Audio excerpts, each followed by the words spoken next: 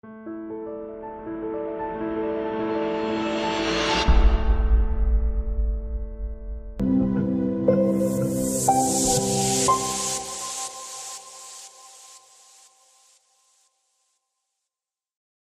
antes que nada, la intención de la charla de hoy es sí, ciertamente hablar un poco sobre la historia del dinero, pero es plantearles a ustedes que el dinero es evolutivo, ha ido cambiando a través del tiempo y definitivamente va a tener que tener iteraciones en el futuro. Así que después de que lleguemos hacia al punto actual donde estamos del dinero, es donde discutiremos el dinero potencial en Marte, y ahí es cuestión de que ustedes también piensen, porque el futuro es de ustedes. Ustedes serán los que muy posiblemente tendrán más que Gabriel y yo en el asunto de colonización de Marte, aunque se ha acelerado mucho el tema desde hace 2 semanas. Precisamente reflexionaba el otro día, estoy seguro que ustedes han visto el lanzamiento del Falcon Heavy de Elon Musk.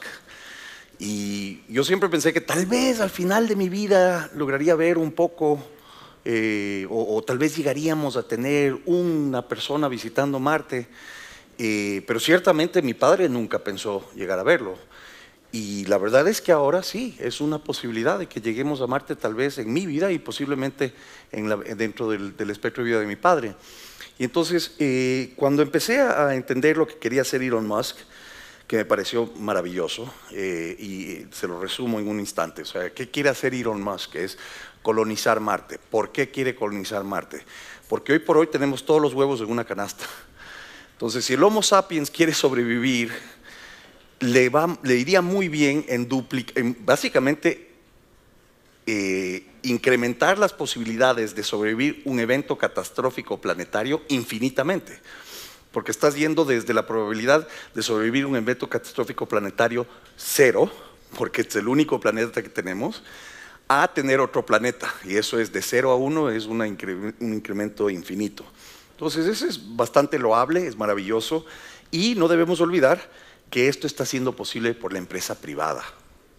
Elon Musk se fue a Rusia a buscar cuánto le costaba financiar sus proyectos con cohetes, pensando los rusos les sobran los cohetes luego de la Guerra Fría, etcétera, etcétera. Y los rusos se le rieron. ¡Ja! Le dijeron $80 millones y no creo que tengas ese dinero. Medio cabizbajo, se subió en el avión y regresando empezó a hacer cálculos y se dio cuenta que con un 10% de lo que le pedían los rusos él podía construir un cohete. Y lo iba a hacer aún mejor, iba a hacer que esos cohetes los pueda regresar y entonces reusarlos. Y la verdad es que lo ha logrado. El punto es que hemos logrado bajar los costos de la exploración espacial, hemos ahora llegado a mandar más y más lejos carga espacial, y en consecuencia hemos hecho una realidad la posible colonización de Marte, y ciertamente una realidad dentro de mi vida la visita a Marte de unos de los primeros humanos. Es un testamento a la inventiva humana, al empresariado y al que toma riesgos. Elon Musk casi quiebra en el proceso de tratar de llegar, pero ahora lo ha logrado y bueno, yo estoy muy esperanzado en el futuro del ser humano. Hablemos un poquito de el Homo sapiens. La revolución cognitiva, no sé si ustedes la conocen, es lo que Yuval Noah Harari, el autor de Sapiens, que es un libro que se le recomiendo, y el autor también de Homo Deus, gran autor. Él describe que algo sucedió en el Homo sapiens aproximadamente hace 71.000 años. Él lo llama el Tree of Knowledge. No sabemos exactamente qué sucedió en el ser humano, que lo diferenció del resto de los animales en las sabanas del África, que le permitió verdaderamente llegar al punto de hoy, que es dominar todos los recursos del planeta y ser el simio que domina absolutamente el globo. En otros trabajos que estoy haciendo, estoy postulando un par de teorías de qué pudo haber sido, pero hoy día no vamos a entrar en esto. Entonces, la revolución cognitiva sucedió hace 71.000 años y Homo sapiens empezó a emigrar. Salió hacia el Medio Oriente pero se encontró con el Homo neanderthalis y el Homo neanderthalis lo madrió, como dicen en México, y se tuvo que regresar al África. 20.000 años más tarde empieza su segunda evolución y esta vez sí le pega. Destruye al Homo neanderthalis y llega en algún punto, no sabemos exactamente dónde, pero tiene que dividirse entre unos se van a la izquierda y otros se van a la derecha. Así le vamos a llamar, los de la izquierda y los de la derecha.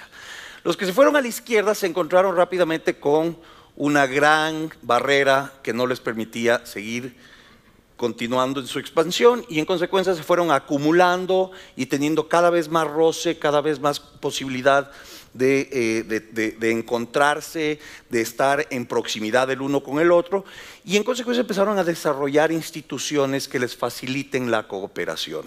Y ciertamente una de las cosas que sabemos es que la cooperación es mucho más factible mientras más proximidad se tenga y más probabilidad de reencuentro se tenga entre las partes. Es decir, mientras más importante sea el futuro para mí, porque te voy a ver varias veces, entonces es mucho más probable que acabe cooperando contigo. Estos otros se fueron para la derecha. Los que se quedaron en Europa siguieron desarrollando instituciones mientras estas seguían migrando, cruzaron el mar de Bering y tenemos la primera evidencia del encuentro entre los que se fueron a la derecha y los que fueron a la izquierda en Nanook, Canadá, hace 1000 años. Uno de los temas realmente interesantes de qué es Nanook. Nanook era un puesto de intercambio. Lo primero que hicieron los seres humanos al encontrarse después de 70.000 años de estar dando vueltas por el globo fue intercambiar bienes y servicios. No se fueron a dar bala, no se fueron a canibalizar.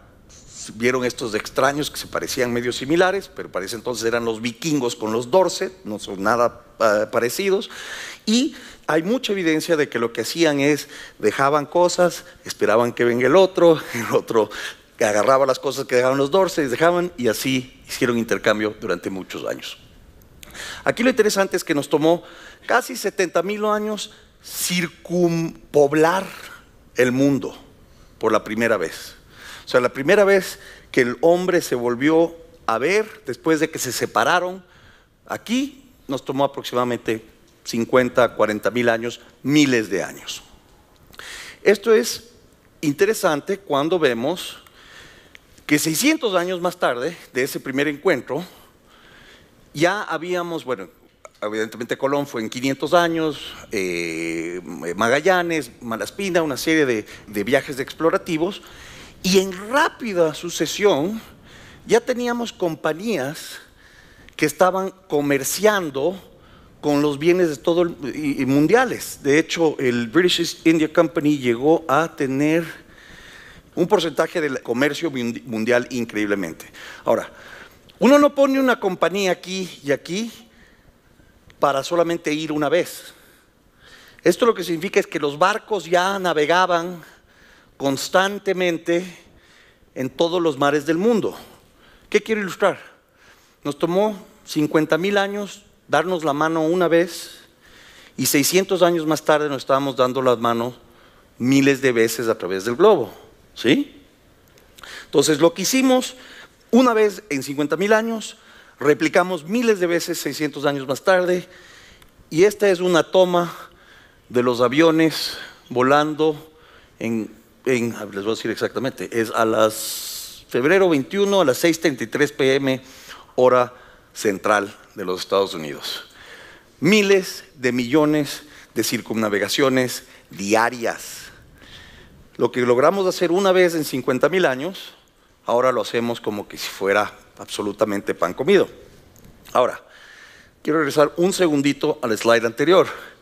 ¿Qué permitió, entre otras cosas, que aceleremos, comprimamos el comercio y aceleremos la cantidad de interacciones que podamos hacer? Algo facilitó esta interacción y esta cooperación global que nos permitió empezar a comerciar una cantidad de productos. Ese algo es el dinero. El dinero o la moneda nace en Europa, entre otras cosas, por ese roce que se dio constantemente y esta gran barrera que tenían. Estos, los que se fueron hacia la derecha, no tenían tanto necesidad de dinero porque continuaban expandiéndose y haciendo intercambio de barter, trueque. Estos empezaron a tener una necesidad de resolver el trueque y la doble coincidencia de necesidades. Entonces no es ninguna sorpresa que el dinero nazca en el Mediterráneo mediante monedas y se convierta en un uso común, diferentes monedas, pero la moneda, a través hasta el año de Nanuq. O sea, en Nanuq ya habían dineros y monedas que se utilizaban ¿cómo se llama? Se habían utilizado desde antes de la cristianidad, los romanos, etcétera, etcétera. Luego de la Edad Media y de que ya teníamos un conocimiento de una moneda, hay un desarrollo extremadamente importante en el avance o modernización, si quieren ustedes, del dinero moneda. Cuando se inventa la contabilidad en Italia, en el siglo XIV, empezamos a poder hacer comercio mucho más complicado y podemos llevar libros de cuánto se debe y cuánto se tiene y poder complicar el comercio con el advenimiento del papel moneda. Aquí nace la banca, el crédito y el papel moneda en una forma mucho más acelerada. Sí hay evidencias de que han existido contratos en el pasado, hasta los griegos, pero realmente la proliferación de la banca, el crédito y el papel moneda se da a partir del siglo XIV. Ya aparece entonces la moneda o la referencia mundial, está estandarizada en ciertos pesos específicos de plata y de oro. Bueno, entonces la plata y el oro fue lo que utilizamos como moneda o como referencia de moneda hasta el siglo XX. Es alrededor del siglo XX, o sea, un poquito antes del siglo XX, que el papel moneda experimenta un aceleramiento de utilización. De hecho, desde antes, desde las guerras napoleónicas, se da una proliferación del uso del billete, el papel moneda, que vamos a ver es lo que llamamos dinero representativo, porque ya no es directamente el oro y la plata, sino que es un papel que representa el oro y la plata y es convertible al oro y la plata. Desgraciadamente, por las guerras se suspende la convertibilidad en ciertas ocasiones, pero siempre hubo un vínculo muy claro entre el papel y el activo subyacente, que es el oro y la plata, hasta el advenimiento de la Primera Guerra Mundial, cuando finalmente Inglaterra pierde la capacidad de honrar esa convertibilidad y empieza todo el proceso hasta el día de hoy, donde ya no tenemos ningún respaldo. Me voy a saltar más tarde al siglo XX y darles completamente la historia del siglo XX, porque esa es una parte importante del desarrollo de la moneda, porque fundamentalmente la moneda no tuvo muchos cambios desde que se inventó la moneda física hasta el siglo XX. No es coincidencia, por si acaso, que el debacle de la moneda dura es cuando empiezan también a nacer los bancos centrales. Entonces, ¿qué es la moneda? ¿Qué ha sido moneda? Muchas cosas han sido moneda a través de la historia.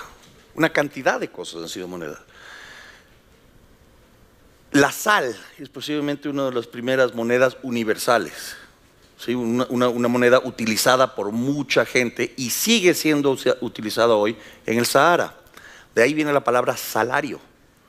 Las legiones romanas se les daba una cuota de sal. Si uno va al foro romano, uno puede ver los grandes silos donde se guardaba la sal, porque era un método valioso para todos, uniforme. La concha spondylus fue utilizada por los incas como moneda. El cacao en Centroamérica fue utilizado. El tabaco ha sido utilizado, y vamos a ver un poco más sobre el tabaco, ha sido utilizado como moneda mucho tiempo y curiosamente sigue siendo utilizado como moneda.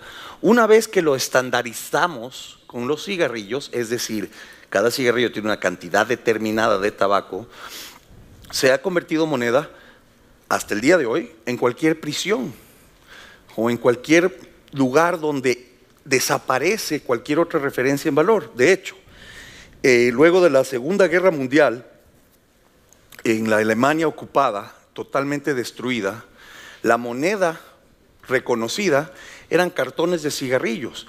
Y ojo, en una prisión son valiosos no solo para el intercambio, sino que a mucha gente le gusta fumar. En la Alemania posguerra, los cartones de cigarrillos servían para compra y venta. La gente ni siquiera los utilizaba, no tenía valor de uso más que valor de intercambio. Entonces el tabaco ya se ha convertido por uso consuetudinario en una moneda en todo el mundo. Una moneda tal vez suficiente, pero una moneda que sustituye a varias otras monedas. Y un caso particularmente simpático para mí son lo que se llaman los feis de Yap. Piedras inmensas. Estoy hablando de piedras de este tamaño que no se pueden ni cargar. De hecho, existe un feis que está sumergido debajo del agua porque se hundió el barco que lo traía, pero sigue siendo moneda en la isla de Yap.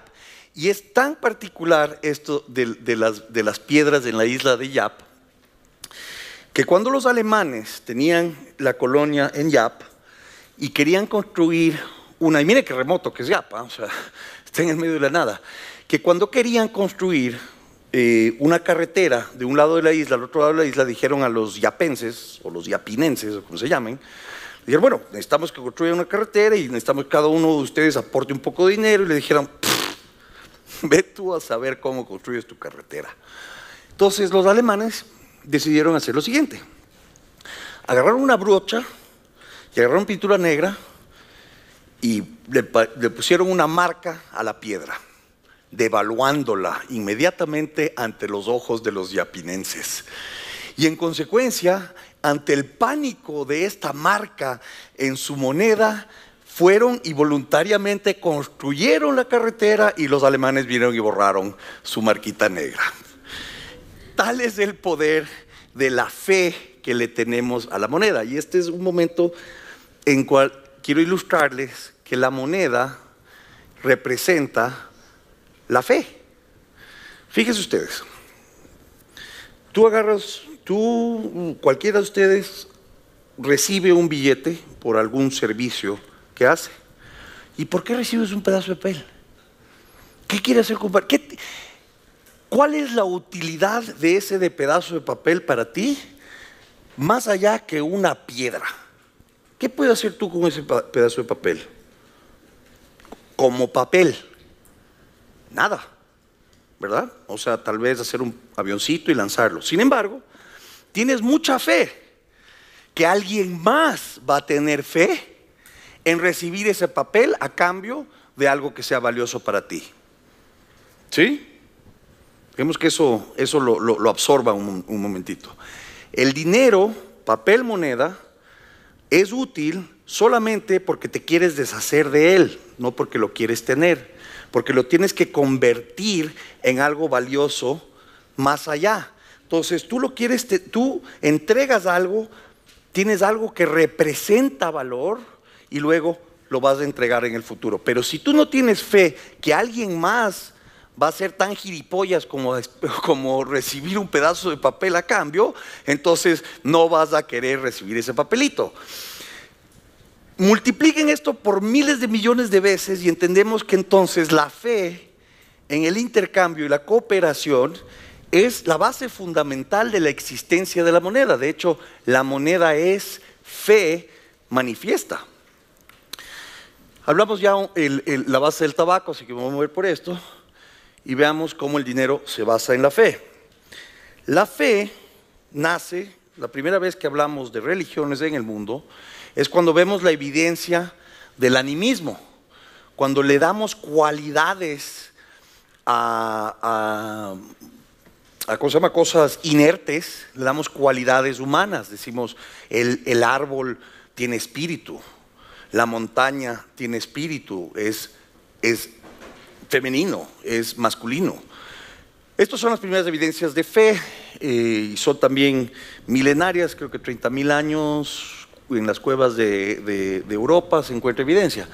Fíjense que lo mismo acabamos haciendo con las monedas. Cuando las acuñamos, les ponemos este sello del emperador y representa, pues aquí está, aquí vive parte del emperador, aquí está el poder del emperador. Tú tienes que aceptar esto en intercambio, so pena de que el emperador que está aquí en la moneda te venga a cortar la cabeza. Entonces utilizamos este mismo sistema bajo el cual se dieron las religiones en la moneda. Les damos animismo, les decimos in God we trust, que no está aquí. O sea, le damos cualidades al papel que el papel per se no tiene. Le damos fe al papel, le entregamos la fe de que ese papel tiene un poder de representar.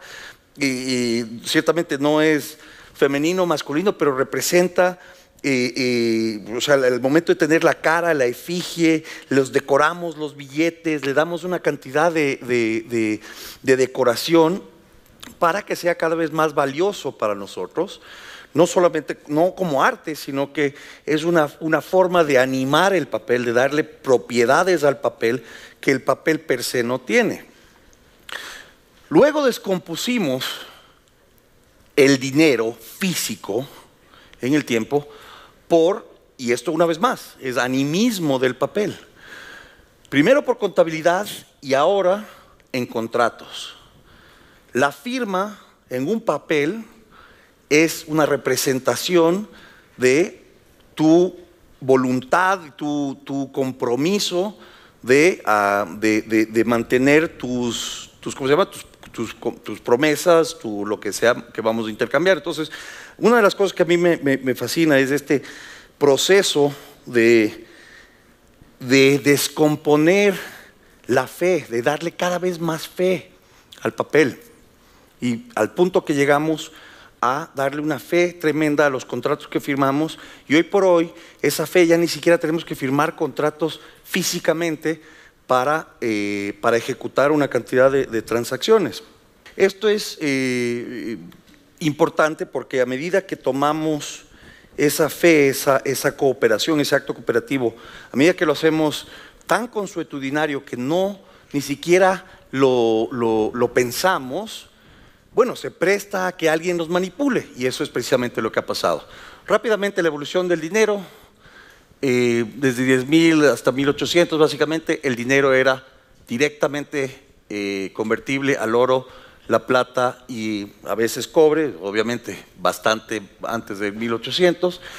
Luego pasamos con los billetes a lo que yo llamo, o lo que se llama, no solo yo, dinero representativo, que es un certificado, un billete, una vez más, que representa aquello que vas a querer eventualmente adquirir, y esto depende de una convertibilidad del dinero directamente al activo subyacente. Aquí nacen los bancos, y luego le metemos una serie de leyes a las cuales no voy a entrar ahorita porque no vamos a entrar en dinero en banca, pero a lo que quiero llegar es que a partir de 1971 le hemos quitado completamente la representación. Hemos ido devolucionando desde el oro o algo con valor de uso hasta algo que hoy por hoy, créanme, no tiene ningún valor más que la fe que alguien más va a quererlo también. El dólar, el papel, el quetzal, la lempira, es solamente un papel, no hay nada que lo ampara. ¿Cómo llegamos a este punto? Pues le dimos miles de años de un acto en donde nos acostumbramos. Primero tenías que darme precisamente una cantidad de oro determinada. Finalmente, como ya eso era de uso consuetudinario, todo el mundo aceptaba que el oro iba a ser intercambiado, pues bueno, alguien con credibilidad me podía entregar un certificado, un recibo de que cuando yo quería podía ir a convertir ese papel en oro. Entonces, eso se convirtió también de uso consuetudinario, empezamos a intercambiar estos papelitos, pero eran siempre convertibles. Entonces, fuimos perdiendo ese vínculo directo al oro, porque por costumbre teníamos fe, ya asumíamos que esto se hacía todo el tiempo, entonces no había por qué violentarlo, y finalmente violentamos totalmente el vínculo con el oro. ¿Por qué? Porque estamos tan acostumbrados al proceso que no tener ningún vínculo nos pareció normal, pero no es normal y vamos a tener que pagar por ello al respeto. Pero bueno, con esto, ¿qué quiero ilustrar? Que el dinero es universal y es la construcción tal vez más importante del Homo sapiens. Es lo que nos permite facilitar y eficientizar el intercambio. El dinero permite la especialización que multiplica la división del trabajo y los beneficios de la división del trabajo. El dinero no se va a ir, ha mutado durante toda la historia y seguirá cambiando, seguirá buscando otras expresiones. Para citar a Milton Friedman, las citas y todo esto ya visto los tengo de Money Mischief, de Milton Friedman, que es uno de mis libros favoritos de Friedman, porque habla de la moneda y habla de las fees de Yap, habla de una serie de cosas que es bastante interesante. Pero bueno, lo voy a leer en inglés porque desgraciadamente lo tengo en inglés. Lo que él quería decir en este libro, esto del prólogo, dice: just small glimpses at the endlessly fascinating monetary gardens that have flourished and decayed in the course of several millennia, since the day when mankind found it useful to separate the act of sale from the act of purchase. Es decir, vendo, recibo dinero y vuelvo a comprar. En el trueque es vendo, compro, ¿verdad? Entonces el dinero es aquello que permite separar el acto de comprar del acto de vender. When someone decided it was safe to sell a product or service for something, a something that he had no intention of consuming or employing in production, but rather intended to use as a means to purchase another product or service to be consumed or employed in production. The something that connects the two transactions is called money, and it has taken innumerable physical forms, from stones to feathers to tobacco to shells to copper, silver, and gold, to pieces of paper and entries in ledger books. Who knows what will be the future incarnations of money? Computer bytes? Esto decía Milton Friedman mucho antes de que exista la conceptualización de un Bitcoin. Y así como el dinero ha tenido innumerable iterations, no vamos a llegar a Marte sin dinero. No solo necesitamos dinero para llegar a Marte y quedarnos en Marte, sino que vamos a necesitar dinero para colonizar Marte. Y hay una diferencia entre los dos dineros, y lo voy a ilustrar en un momento. Pero prontamente el dinero tendrá que ser interplanetario. Y estas son fotos de la recuperación de los booster rockets del Falcon Heavy. Eso es la separación, el momento que se dio la separación. Y esto me parece una de las cosas más chistosas. Si ustedes no han leído el libro Hitchhiker's Guide to the Galaxy, esto que puso Elon Musk en el libro, sí, perdón, tal vez denme una marcha atrás. El Falcon Heavy que mandó Musk al espacio era una prueba de que verdaderamente podía recuperar y que podía mandar estos payloads a unas fuerzas de gravedad que nunca habían sido experimentados por nadie. De hecho, también hizo una prueba de pasar por una nube cósmica que ¿cómo se llama? La Fuerza Aérea Norteamericana no se atrevía a hacer. Entonces, todo esto era una gran prueba, pero tenías que mandar algo pesado al espacio. ¿Qué puso en el cohete? Pues su propio Tesla, un carro que de su propia manufactura, un carro electrónico, y no se sabía hasta que lo lanzó que en el dashboard tiene una referencia a Hitchhiker's Guide to the Galaxy, Don't Panic, y tocando en el tocadisco de este Tesla que dará vueltas alrededor de la Tierra por millones y millones de años, está David Bowie, Starman. Así que entonces ciertamente tiene mucho sentido del humor Elon Musk. Y bueno, o sea, el dinero va a ser interplanetario dentro de sus vidas absolutamente. Ahora, pongámonos a pensar, ¿vamos a llevar papel a Marte? ¿Vale la pena llenar un cohete de dólares y mandarlo hasta Marte para que podamos utilizar papel en Marte? No, pero muchos de ustedes ya saben que mejor que el papel es oro, que deberíamos tener oro. ¿Ya vas a llevar oro a Marte? Peor. Curiosamente, es el propio Friedman que hace la reflexión que nosotros los seres humanos lo que hacemos con el oro es que lo minamos de debajo de la tierra, lo sacamos, lo purificamos, lo tenemos y luego lo volvemos a poner debajo de la tierra en alguna bóveda. Entonces, solamente por el proceso de extraerlo, refinarlo y volverlo a poner, aparentemente hemos hecho una gran cosa, pero parece bastante ilógico que simplemente lo sacamos de la tierra para volverlo a poner en la tierra. Entonces, ahora sí, quisiera hablar un poco de qué es dinero, cuáles son las condiciones que crean y que hacen que una cosa sea dinero, ¿no? Una vez más tenemos a Mortadelo y Filemón aquí. ¿Cuántos de ustedes saben quién es Mortadelo y Filemón?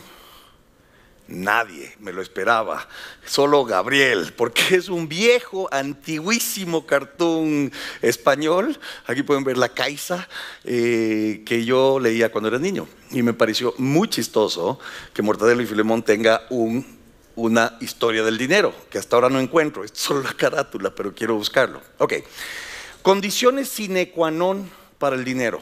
Para que algo, cualquier cosa sirva como dinero, tiene que cumplir 3 funciones simultáneas. Tiene que ser unidad de cuenta, unidad de valor y medio de intercambio. Si deja de cumplir cualquiera de estas 3 condiciones, deja de ser valioso como dinero. Adicionalmente, hay otras condiciones que son ancillarias, buenas, etcétera, etcétera, pero realmente estas 3 son sine qua non. Luego, evidentemente, está que sería muy bien que tenga estabilidad, porque si no es muy estable, deja de ser unidad de cuenta eficiente y unidad de valor. Y convertibilidad, es decir, tienes que poderlo convertir en algo, aunque sea productos, servicios, otra moneda, pero convertirlo en algo. En el caso de las primeras monedas, evidentemente lo que hacías es lo convertías a oro, que tenía el oro, pero tiene que tener convertibilidad, tienes que poder deshacerte de él para obtener algo que es valioso para ti. No solo papel, no solo tener papel, seguridad que va con la estabilidad y credibilidad. Esas son las 4 condiciones adicionales que define el Fondo Monetario que tienen que tener las monedas en el mundo, y que para que sean monedas globales y sean parte de los derechos especiales de giro o los Standard Drawing Rights. ¿Y por qué hago esta acotación? Porque en 1971, como vamos a ver en un momento, las reglas del juego monetario cambiaron radicalmente. En 1944, bueno, antes de eso, recordemos entonces que sin dinero no vamos a llegar a Marte. Pero el dinero que vamos a utilizar para llegar a Marte, muy posiblemente sea el dólar, el papel. Porque estamos invirtiendo para ir llegando a Marte, pero realmente ¿dónde se va a gastar ese dinero? Es otra vez en la Tierra. Pero una vez que lleguemos a Marte, colonicemos Marte, ¿qué uso tiene el dólar? Ese dólar solo es útil en la Tierra, donde la gente lo acepta constitucionalmente. Pero si tú me das un pedazo de papel en Marte, te voy a decir, no te doy nada. Entonces, aquí empieza el proceso de pensar cuál va a ser el medio de intercambio, la unidad de cuenta y la unidad de valor de Marte. ¿Podría ser Bitcoin? Tal vez, pero le falta un par de condiciones, creo yo, a Bitcoin, lo vamos a ver en un segundo. ¿Podría ser rocas? Pues sí, tal vez pueda ser. Ya tenemos un experimento aquí en la Tierra, los Face de Yap. Tal vez encontremos unas rocas que sean valiosas y todos estemos de acuerdo que con eso podemos intercambiar. Mucho más simple que traer oro desde la Tierra. De hecho, los Face de Yap son valiosos en Yap porque vienen de una isla de más allá, vienen de lejos. Entonces, interesantemente, tal vez nosotros podamos encontrar unas piedras lejanas, semipreciosas y relativamente escasas, y utilizarlas como moneda. O tal vez podamos plantar eventualmente tabaco en Marte y utilizar cigarrillos, que estoy seguro en algún momento en Marte van a ser moneda. Entonces, otra vez Friedman nos dice, monetary systems just grow. They are not and cannot be constructed de novo. Son espontáneos. They can be altered and affected in all sorts of ways by deliberate action, which is why an understanding of monetary phenomena is of much potential value. vuelvo y reitero, el dinero que vamos a utilizar para llegar a Marte no es el dinero que vamos a tener para colonizarlo, pero en ambos planetas vamos a necesitar dinero. Y va a ser difícil llegar a Marte. Marte no es un planeta fácil. La gravedad de Marte es solo 33% la gravedad de la Tierra y tiene 100 veces menor presión atmosférica. Entonces va a haber un proceso larguísimo. Ojo, quiero diferenciar la colonización de Marte de simple y llanamente explorar Marte. La colonización de Marte es cuando vamos a tener una población estable, viviendo, naciendo y muriendo en Marte.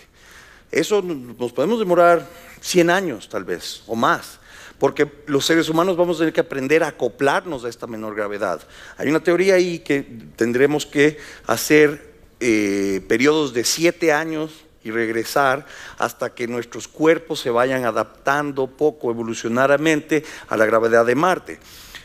Pero hablo de colonizar Marte, de vivir en Marte, de nacer en Marte. Eso va a requerir muchas cosas y una de ellas es tener dinero marciano. Y ojalá un dinero, si es que es ya común viajar entre los dos planetas rápido y eficiente, un dinero que pueda ser intercambiable en ambos planetas. Y les voy a proponer uno al final. Pero bueno, regresemos al siglo XX. El siglo XX empieza con la creación de bancos centrales de 1914, luego viene, esto es lo que yo llamo las 3 condiciones, el trifecta, que nos llevó al problema monetario que tenemos hoy. Los bancos centrales centralizaron las monedas, ya no habían monedas emitidas por bancos diseminados, lo que se llamó free banking. En 1914, con el FED empezó el proceso de eliminar la emisión privada de billetes y de centralizar la emisión de monedas nacionales en un ente controlado por, ya saben ustedes, va a ser eventualmente controlado por el gobierno.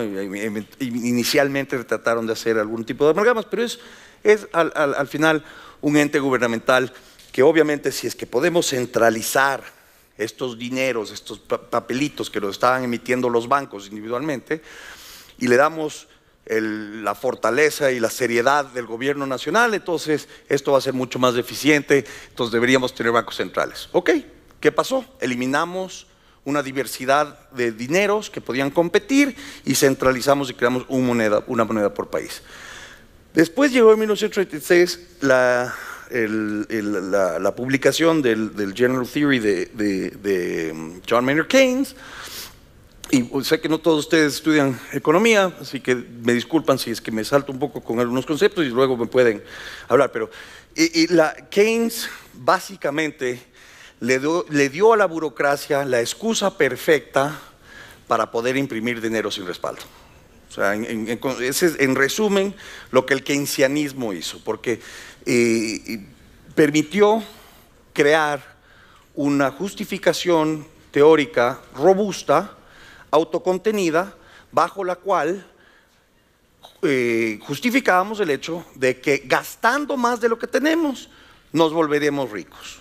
Que desgraciadamente una de las cosas que hizo Keynes es convencer a todo el mundo que había una paradoja del ahorro, que se podía ahorrar demasiado y en consecuencia necesitaba el Estado venir a suplir la contracción de demanda, porque como preferíamos ahorrar, no estábamos consumiendo, eso causaba un problema, entonces el Estado debía imprimir dinero falso, ponerlo en circulación, y eso hacía que todo el proceso virtuoso de la economía continúe. Ok, entonces tenemos centralización de la banca, tenemos una justificación para imprimir dinero falso, y finalmente tenemos la clave, creo yo, del asunto, que es Bretton Woods. Los acuerdos monetarios de Bretton Woods fueron acuerdos que se dieron al final cerca del final de la Segunda Guerra Mundial entre los países aliados, no solo los aliados, sino 44 diferentes países son firmantes de este primer acuerdo global, porque es el primer acuerdo que verdaderamente afecta a todo el globo, incluido los Estados Unidos. ¿Qué es el acuerdo monetario de Bretton Woods? El acuerdo monetario de Bretton Woods crea un sistema bajo el cual todos los países pueden compensar sus balanzas de pago. Pero bueno, no voy a entrar en los detalles de Bretton Woods porque crea toda una infraestructura, entre otras cosas crea el Fondo Monetario Internacional, el Banco Mundial. Pero fundamentalmente, Bretton Woods le da al dólar, le otorga al dólar estadounidense el privilegio exorbitante de la moneda, de ser la moneda mundial. Es decir, los bancos centrales antes tenían oro para respaldar sus billetes nacionales, ¿sí? Lo cual le ponía un freno a la expansión inorgánica del keynesianismo, que justifica el keynesianismo. Al armar Bretton Woods, lo que hacen es sustituyen el oro que antes tenían los bancos centrales por dólares. Consecuentemente, el dólar se convierte en as good as gold. El papel dólar se convierte as good as gold. Pero ¿cuál es el contrato en el cual entramos en Bretton Woods? Los Estados Unidos dijo, ok, me dan ese privilegio porque así yo puedo ayudar a compensar diferencias de balance de pago, pero siempre mantendré la convertibilidad del dólar a oro, $35 por onza Troy. Ese es el acuerdo de Bretton Woods, siempre mantuvo, siempre fue radicado en la fe y la confianza de que los Estados Unidos no iba a violar jamás la convertibilidad del dólar a oro.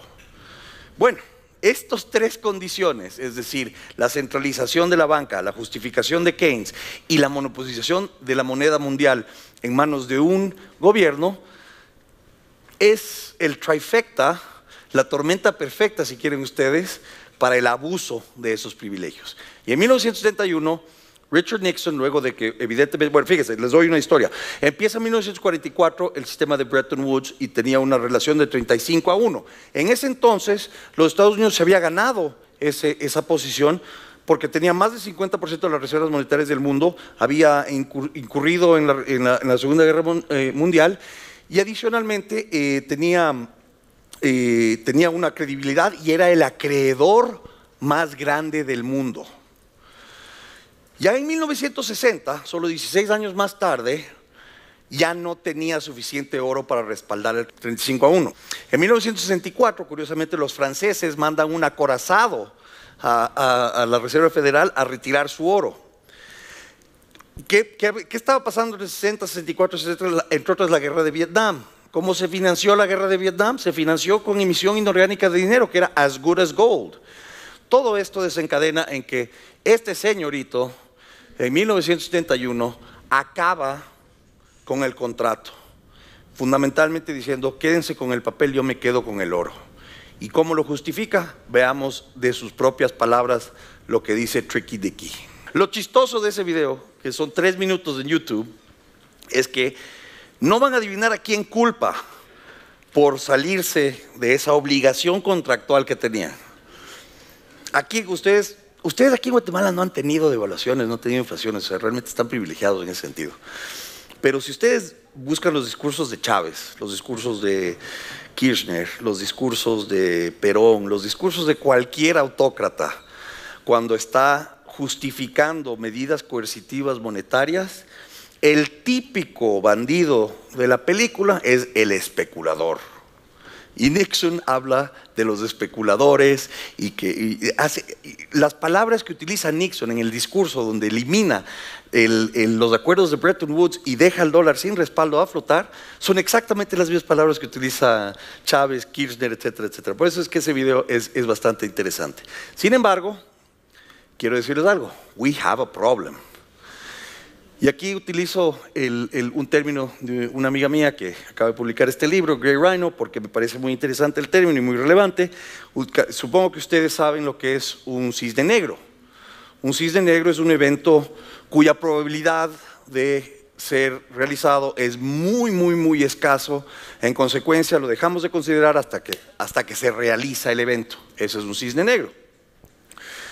El rinoceronte gris es aquel que sabemos todos que está ahí, que va a venir, que es una probabilidad mucho mayor que el cisne negro, pero decidimos no hacerle mucho caso. Este es el problema que tenemos ahorita en el mundo con el sistema monetario a partir de 1971, que Nixon retiró y cerró la ventana. Este es el crecimiento del endeudamiento nacional de los Estados Unidos luego de que se cerró la ventana de oro.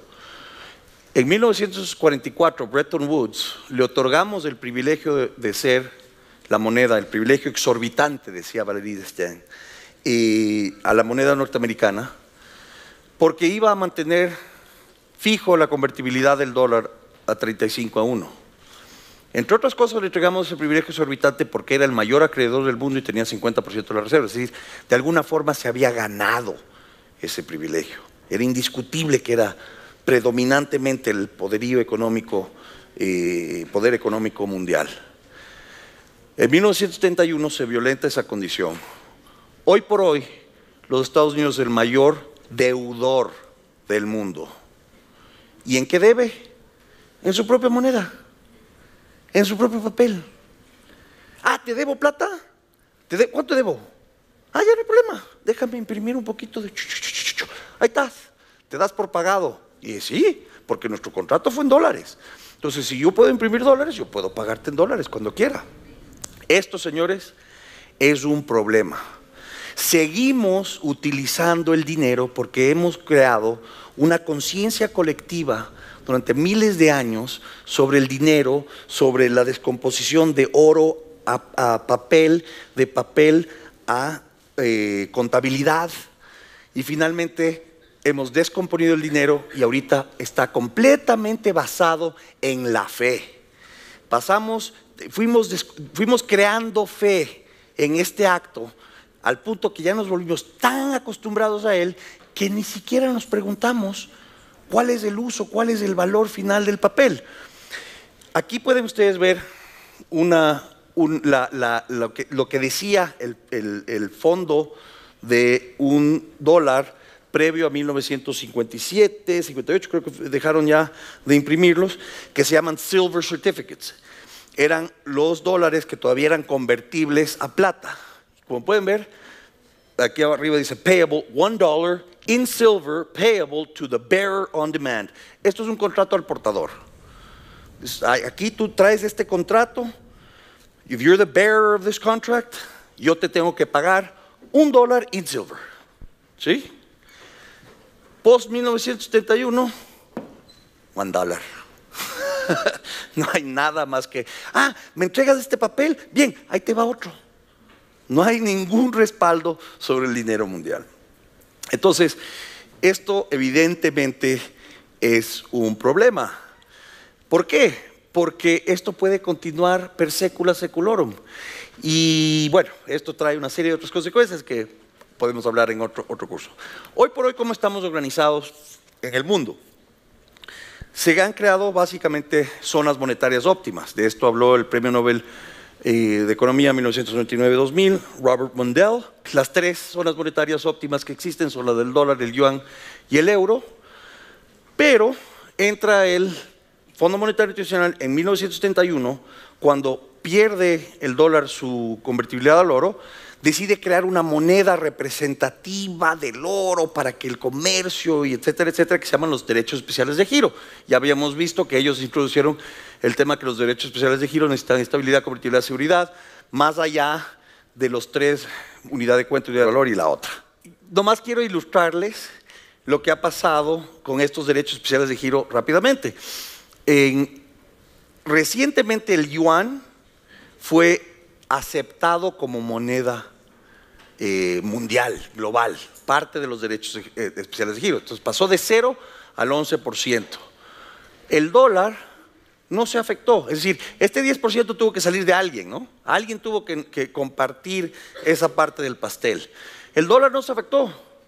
El euro sí se afectó, pero en términos porcentuales muchísimo menos que la libra esterlina. La libra esterlina perdió 37% de su peso en los derechos especiales de giro. Entonces, este es el mundo en el cual vivimos. Tenemos monedas sin ningún respaldo y cada moneda tiene que justificar su fe que la gente tenga suficiente fe en mantener, en utilizarla en intercambio, y obviamente la moneda con mayor fe es el dólar. Una vez más, las zonas monetarias óptimas, yo las traté de ilustrar así, pero es extremadamente importante, este slide lo que ilustra es que la zona monetaria óptima del dólar es todo el mundo. Todos utilizamos el dólar es completamente fiat el día de hoy, no tiene ningún respaldo y eso debe preocuparnos. Colonizar Marte no es gratis, vamos a necesitar mucho dinero para colonizarlo.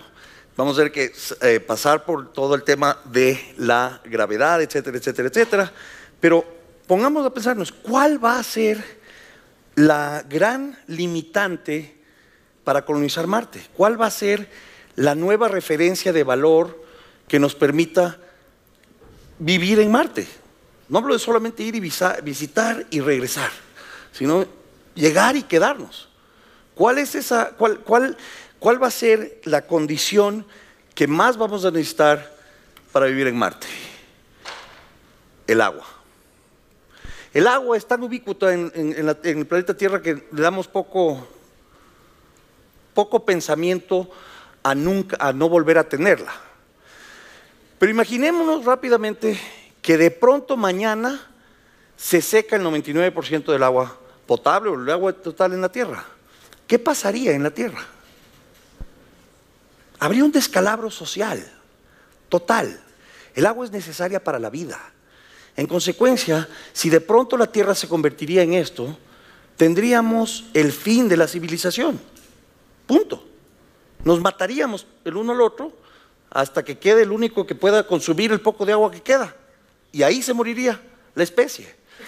Entonces es imperativo, si queremos cumplir este objetivo de poder sobrevivir como especie interplanetariamente, que exista suficiente agua en Marte para sostener la vida. ¿Sí? Entonces, bueno, pues llevemos suficiente agua, tenemos, y aquí solucionamos el problema. Water on Mars. Sin embargo, necesitamos tener agua en Marte, pero necesitamos asegurarnos que esa agua vaya a poder sustentar toda la vida en Marte, porque de lo contrario podemos volver a caer en el problema de que se acabó el agua y tenemos una descomposición social tremenda. Entonces, volvamos a la colonización de Marte. Ya no somos 5, ya no somos 10, ya no somos 15 en Marte, ya somos 100,000, ya somos 200,000, ya somos 300,000, ya se va poblando Marte. Bueno, ¿cómo podemos asegurar que hay suficiente agua en Marte? ¿Cómo le podemos dar permanencia al ser humano en Marte? Pues yo creo que la moneda en Marte va a ser una moneda donde tengamos créditos de agua, porque va a ser muy importante asegurarnos que cualquier ser humano que llegue a pisar tierra marciana tenga neutralidad de agua, es decir, que no consuma más allá de lo que tiene al nacer en términos de créditos de agua. Así como el oro fue minado en su momento, el agua va a ser minada. Ahorita hemos encontrado agua en los cráteres de la Luna, hay agua en los anillos de Saturno, y ciertamente hay agua en Marte, lo sabemos, no sabemos cuánta. Pero yo estoy hablando aquí, obviamente cuando lleguemos a tener 100,000 personas en Marte va a ser de aquí a 100 años, 200 años, yo qué sé. Pero ahí es donde nos vamos a encontrar las limitaciones verdaderas de lo que hemos creado. O sea, de pronto tenemos ya 100,000 personas en Marte y tienen que tener agua para siempre. Y podemos tener 200,000 porque va a haber nueva agua que se pueda crear o traer o minar. ¿Cierto? Hay polos congelados en Marte. Una de las cosas que ha dicho Elon Musk es que él va a dejar que los marcianos decidan cómo terraformar Marte, porque vamos a tener que terraformarlo. Y una de las posibilidades que se discute abiertamente es la posibilidad de explotar bombas nucleares en los polos para derretir el agua de Marte y eventualmente tener agua una vez que no sea radiactiva. Pero esa decisión van a tener que tomarla los marcianos. Pero lo clave que quiero ilustrar aquí es que sin agua no podemos vivir. Y no vamos a ser lo suficientemente irresponsables como mandar humanos a Marte sin tener suficiente como para sobrevivir. Entonces no podemos decir que sigan subiendo y que sigan yendo a Marte si no sabemos exactamente cuánta agua hay. Aquí en la Tierra el agua no es valiosa en ese sentido porque la tenemos en abundancia. Pero el momento que no sea abundante, el agua se va a volver más importante que la moneda. Consecuencia, anticipándonos de ese evento, el agua y los créditos sobre el agua, no el agua per se, no el agua física, porque yo no voy a ir a comprar cosas con botellas de agua o litros de agua, sino que voy a tener créditos de agua y va a haber un banco de agua donde pueda yo ir con mi crédito a hacer convertible mi derecho sobre ese agua y lo pueda tomar. Ahora, todo mi dinero yo lo voy a poder consumir, bueno, no. Pero ciertamente voy a tener que tener suficiente en el banco para poder ir a colonizar Marte. Y no voy a poder tener hijos si no tengo suficiente agua para asegurarme que ese hijo pueda vivir su vida con agua. Y yo, si yo me pongo a minar agua y de pronto encuentro un gran manantial de agua, pues bueno, soy un nuevo rico. Así como el que encontró oro en su momento se convirtió en el nuevo rico. Y cuando yo sea rico voy a poder legar mis créditos de agua a la Universidad Francisco Marroquín, ¿no? Para que podamos tener campus en Marte, porque ciertamente vamos a necesitarlo.